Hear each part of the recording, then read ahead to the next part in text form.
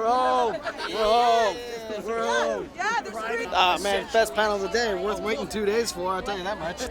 They were being so secret, but it looks like it's going to be amazing. Really, it really does. They kept all the stories secret, but they showed a little bit of a preview of the behind the scenes, and it was just, I mean, everybody wanted to cry, you know. But yeah, this is my very first Comic-Con, and I got into Hall H to see Star Wars, so it doesn't beat that. So. Totally worth the wait. Absolutely. Waited 15 years for this, 16 hours is nothing. Well, I think my favorite moment was when the original cast came out. That was the most exciting part. it was amazing. It was amazing. Just saw the entire cast, the film. The panel was absolutely amazing. I think the highlight was seeing the light side, the dark side, and then the 3 original Trilogy members. And Harrison Ford just came out and summed it up in the most amazing way. Getting to see the new staff, the new crew for the next movie's awesome. Especially some of those we could recognize. It's like, wow. Then Ford got choked up talking about how grateful he was to the whole Star Wars experience. It was really very cool. It's wonderful seeing all three, Mark Hamill and Carrie Fisher and Harrison Ford in the same room together. That was wonderful. Harrison Ford, when he came out, just you could tell that he was moved to be there, and him stating that, you know, I didn't really expect my character to go anywhere. We thought we were done. So Domhnall Gleeson sort of let something go. He was the commander of Starkiller Base.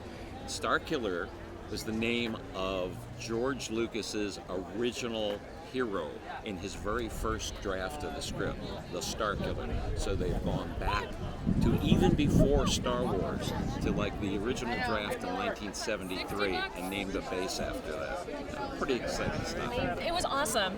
You know, he didn't want to give away too much away, but he supplied us with, you know, how they made the creatures and how they're going for more authenticity.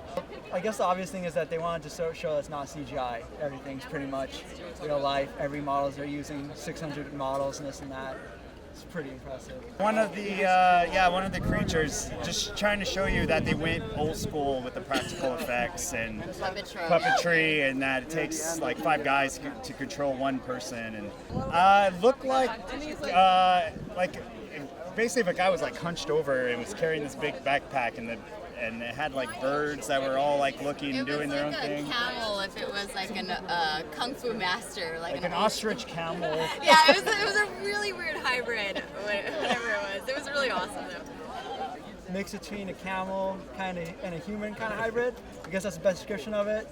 It was awesome. It was awesome. We saw the whole new cast.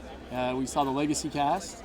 We saw a little sort of how it was made kind of thing. It wasn't really a trailer. Well, they had one of the props they brought out that was really interesting. It was sort of bird-like, humanoid, hunched over like an old man carrying a bunch of stuff. But it walked around like all the way around the stage, and not a person. It was entirely robotic.